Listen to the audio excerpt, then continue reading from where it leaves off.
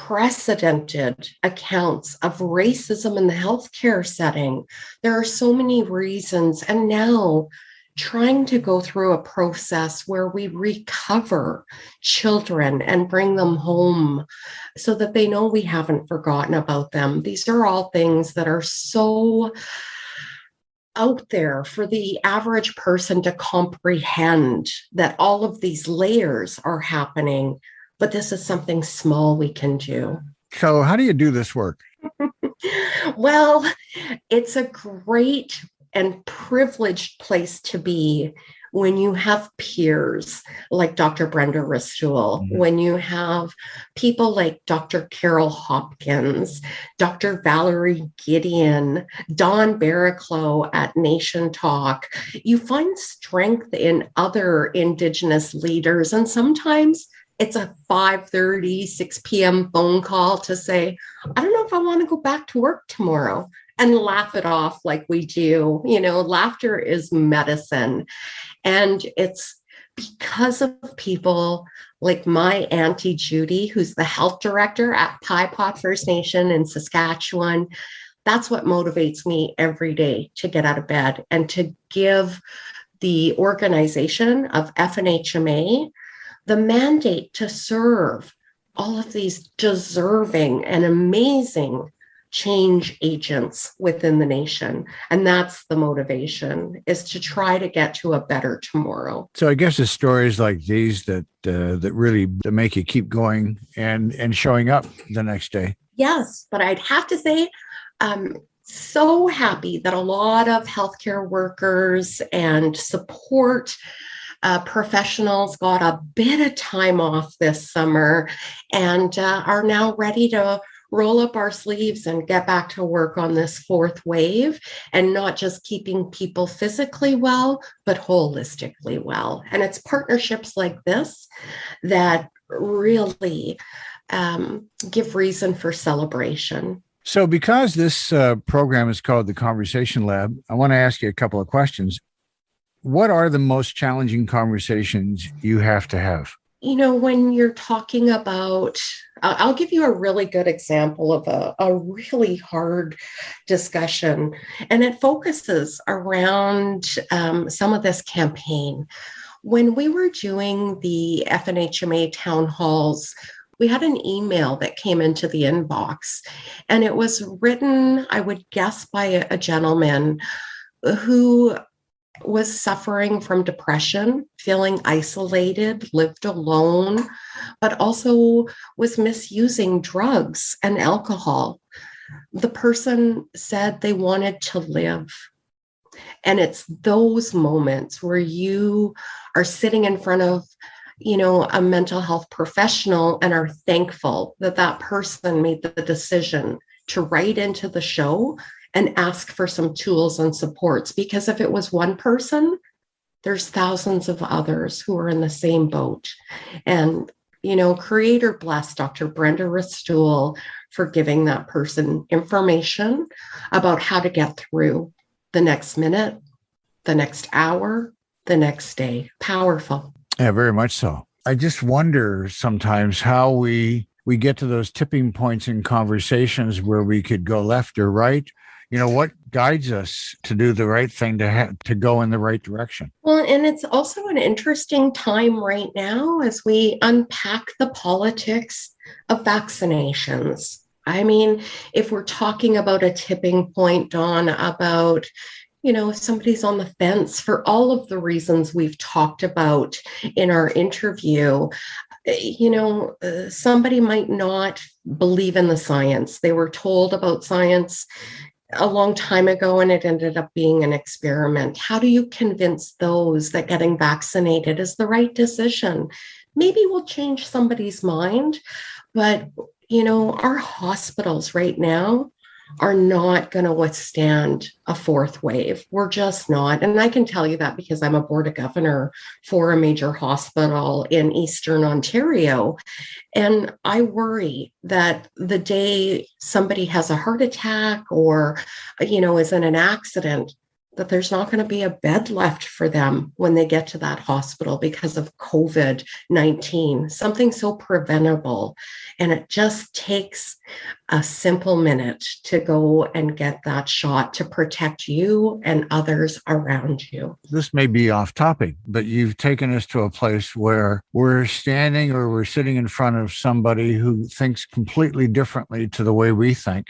And rather than give up on them, how do we navigate difficult conversation? How do we find a way to understanding? How do we find a way to, rather than be so polarized that we just shut down the conversation and walk away from each other, how do we open up that moment? For me, it's asking people what's behind the decision and unpacking it from their point of view. So I completely understand people being afraid to go into what would be perceived as a government-run facility, a hospital, a vaccine clinic, but we still got to keep trying. We have to protect our language keepers, our elders. And I'm not trying to do a show on vaccine confidence, but I just want to urge everybody, if you're on the fence, read an article by Dr. James McCocus, an amazing indigenous physician in Alberta who pleads with Albertans to get vaccinated, and especially First Nation folks. Beautiful article. What was his name? Dr. James McCocus. Okay. He actually won the amazing race with his partner a couple of years ago. That's fabulous. That's a great. How cool is that? That's very cool. It's interesting because whether it's COVID-19, whether it's Black Lives Matter, whether it's reconciliation, whether it's climate change, lots of these conversations become incredibly polarized based on values and beliefs and fear in many cases. I find it fascinating to ask people like you that are in the field, that are having these difficult conversations every day, how they overcome them. And getting to at least understanding seems a good path. I think so. I mean, that's just something that is innately in us sometimes when we're curious or want to educate or do good or, have good intention, is to get the facts and really unpack where somebody else is coming from and try to put yourself in those moccasins. So what haven't we talked about that we should be talking about?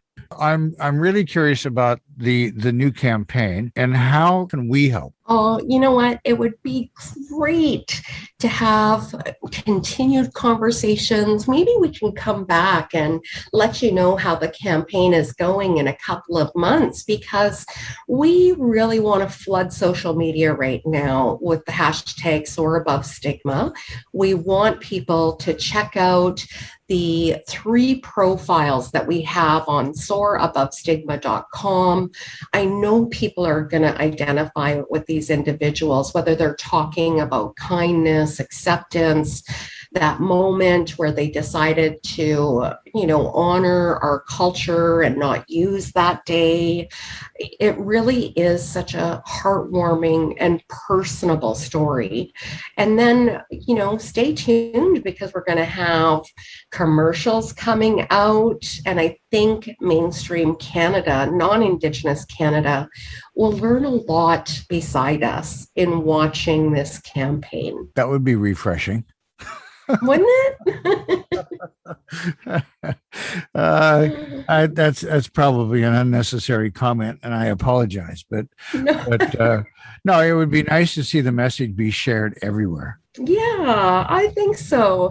So everyone who's listening, share your story of hope, meaning, belonging, purpose. If you've had a communication that inspired kindness, compassion, an idea for culture practice, or you're just really accepting, share that. Get on Twitter, hashtag Soar Above Stigma. Perfect. Thank you. Is there anything you want to talk about in terms of updating us on FNHMA? You know what? Yeah, let's put a save the date out, Dawn.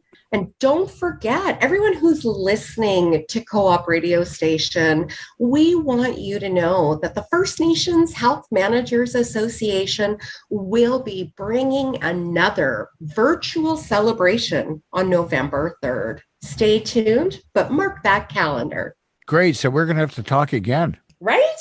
You can't get rid of me. No, I don't want to. I'm very grateful that you took the time to speak with us. I think it's a wonderful campaign that you're involved with, and I wish you all the best. And I hope we can participate. Thank you, Dawn. And I'll make sure that when I see Co-op Radio come up for the requests that I take those ones. I like chatting with you. All right. Thanks, Marion, very much. If you'd like to find out more about Marion Crowe's work, you can contact her at fnhma.com, and you can find out more about stigma at soarabovestigma.ca. That's another edition of the Conversation Lab. This radio program and podcast is produced by CFRO FM in Vancouver's downtown east side on the territories of the Musqueam, Squamish, and Tsleil-Waututh nations. Our gratitude and thanks to them, as well as the many not-for-profit organizations and community groups for their support.